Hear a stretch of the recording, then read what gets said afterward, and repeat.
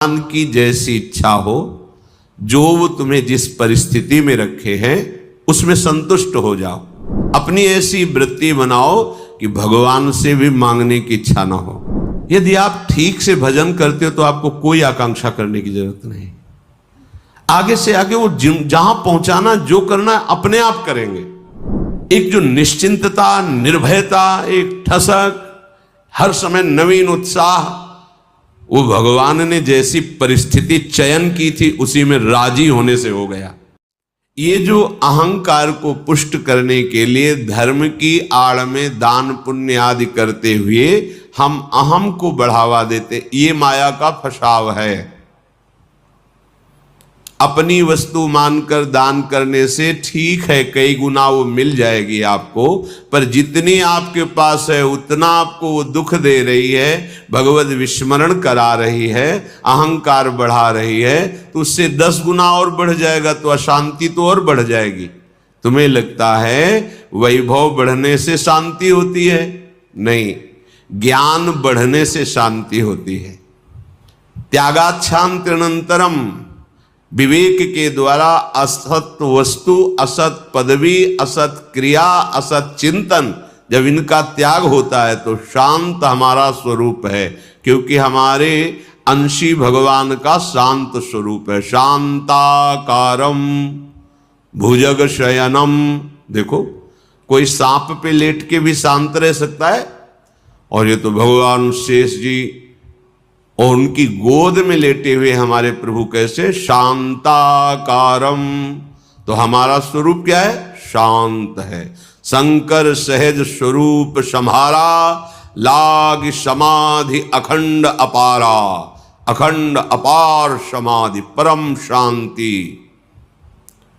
तो ये जो हमारा मन हमको संकल्प विकल्प में फंसाता है कि ये दान कर दूं तो ये मिल जाएगा, ये कर दूं तो ये मिल जाएगा, करो अपनी वस्तु मान के नहीं। त्वदीयम वस्तु गोविंदम तुभ्यमेव समर्पये। हे गोविंद, हे प्रियाजू, आपके द्वारा जो सेवा सामग्री दी गई है वो सेवा सामग्री आपके चरणों में समर्पित है। इससे आपको भगवत प्रेम मिलेगा, भगवत कृपा मिलेगी, आप महान शांति को प्राप्त होंगे। क्रिया वही है, अपनी वस्तु मान के दोगे तो कई गुना बढ़ के मिलेगी, और प्रभु की वस्तु मान के दोगे तो प्रभु मिल जाएंगे, जो परम लाभ है। इस मनुष्य जीवन का परम लाभ भगवत प्राप्ति है। श्रीपाद कह रहे कि विद्या, माया के 2 स्वरूप हैं, एक है अविद्या और एक है विद्या। दोनों माया ही हैं, पर विद्या में भगवान की प्राप्ति का मार्ग प्रकाशित होता है, और अविद्या भगवान से विमुख करके नाना प्रकार के भोगों में फंसाती है। दोनों माया ही। पर जो विद्या पढ़ करके उसे अभिमान से युक्त कर लिया जाता है, वो फंसाने वाली ही बन जाती है, क्योंकि वो भी माया ही है। मैं शास्त्रों का ज्ञाता हूं, मुझे बहुत आता है, मुझे सब ज्ञान है, मैं विद्वान हूं, ये ठीक नहीं। ये अहंकार आपको फंसा देगा, ये मुक्त करने वाला नहीं है। मुक्त करने वाला जो ज्ञान है, जो विद्या है, वो विद्या विनय संपन्ने ब्राह्मणे गविहस्तनी स्वनी चयुसुपाके चा पंडिता समदर्शिना। तुम्हारी विद्या के प्रभाव से अविद्या नष्ट हो जाए और समदर्शी दृष्टि प्राप्त हो जाए, सब में एक ही परम तत्व विराजमान है, ऐसा अनुभव हो जाए, ये विद्या का लाभ हुआ। पर हम विद्वान होकर विद्याभिमान करके अगर अपने को और बांध रहे हैं तो विद्या नहीं है, वो अविद्या ही है।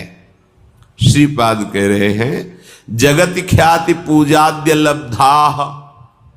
कोई मुझे बहुत अच्छा कहे, बहुत बड़ा दानी है, बहुत भगत है, बहुत सेवक है, आदि आदि, यदि ऐसी सुनने की इच्छा है, आपको ऐसी ख्याति पाने की इच्छा है, तो ये भी माया का जाल है, जो आपको आवागमन में बांध करके कष्ट देगा। विश्वास कीजिए महापुरुषों के वचनों पर। जब आप अखिल लोक चूड़ामणि भगवान के दासत्व से युक्त हो जाएंगे, उनके महामहिम नाम का जप, उनकी चरण सेवा, उनके गुण कीर्तन, तो आपका यश तो अपने आप हो जाएगा। पर यदि आप चाहेंगे यश और उसमें राजी रहेंगे तो आपका परमार्थ नहीं बनेगा। स्वार्थ तो जय जयकार लोग करेंगे पर परमार्थ नहीं बनेगा। फिर लाभ क्या मिला? अद्याहारेपि यादृच्छिक उर्गुण वानप्य हो समृतात्मा। अब तुम हमारी बात मान लो, श्रीपाद कह रहे हैं अद्याहारेपि यादृच्छिक, भगवान की जैसी इच्छा हो, जो वो तुम्हें जिस परिस्थिति में रखे हैं उसमें संतुष्ट हो जाओ। जथा लाभ संतोष सदा काहू सो कछु न चाहोगे।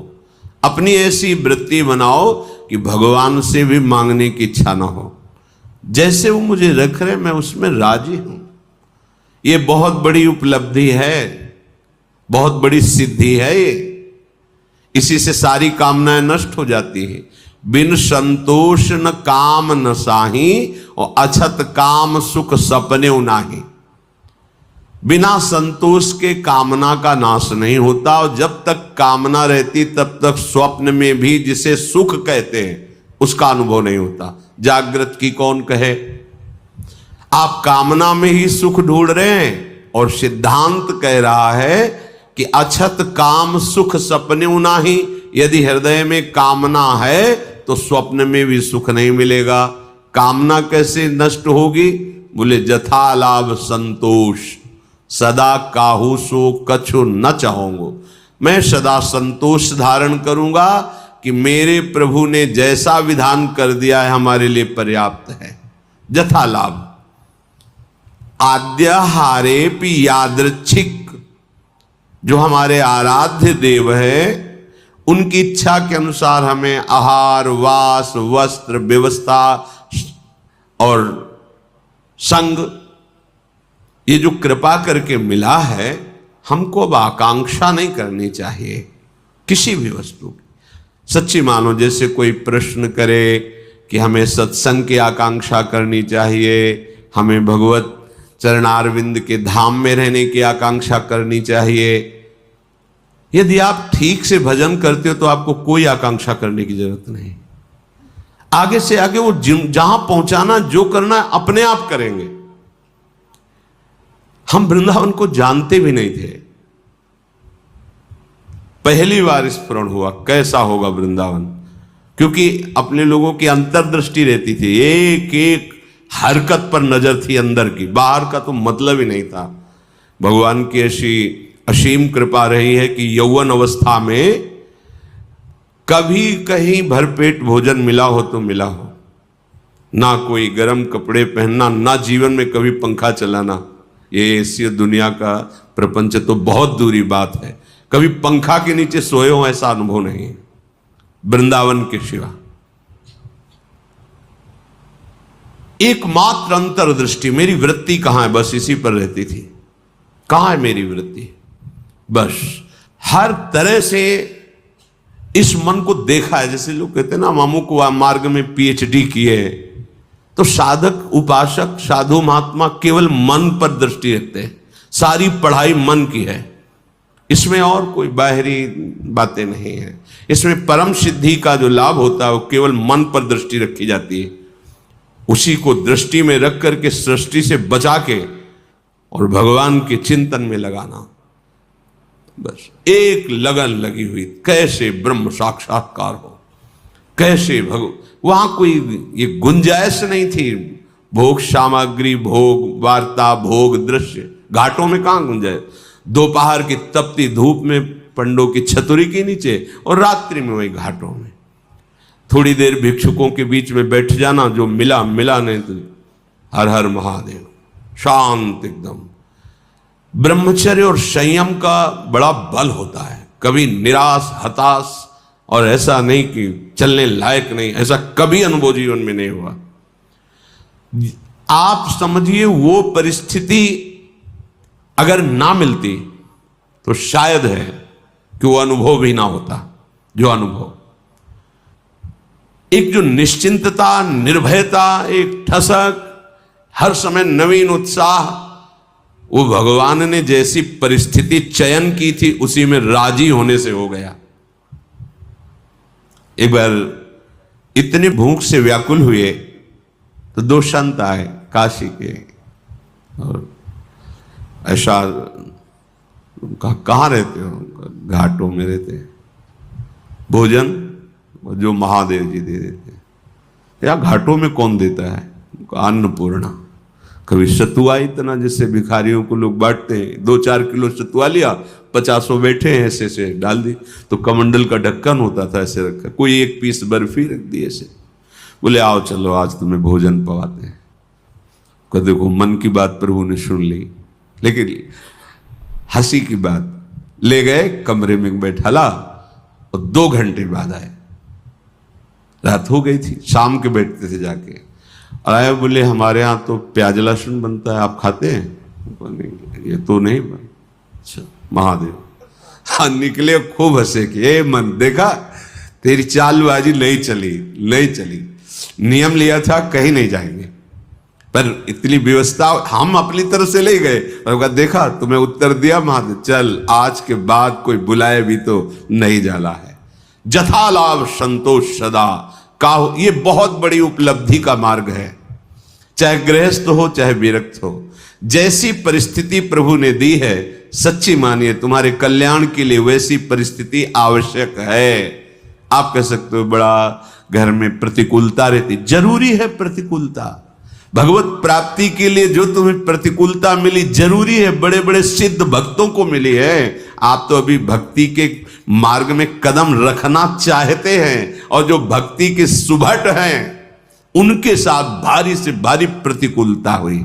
हम प्रतिकूलता का निरादर न करें, वो भगवत कृपा है जो मुझे दलदल से निकाल रही है। सबका स्वरूप सामने आ रहा है। रहीमन विपदा हो भली जो थोड़े दिन होए, हित अनहित या जगत में जान परे सब कोय। तो अद्याहारेपि यादृच्छिक उर्गुण वा नप्य हो समृतात्मा।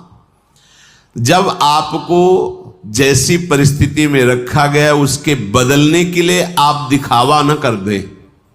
दिखावा होता है।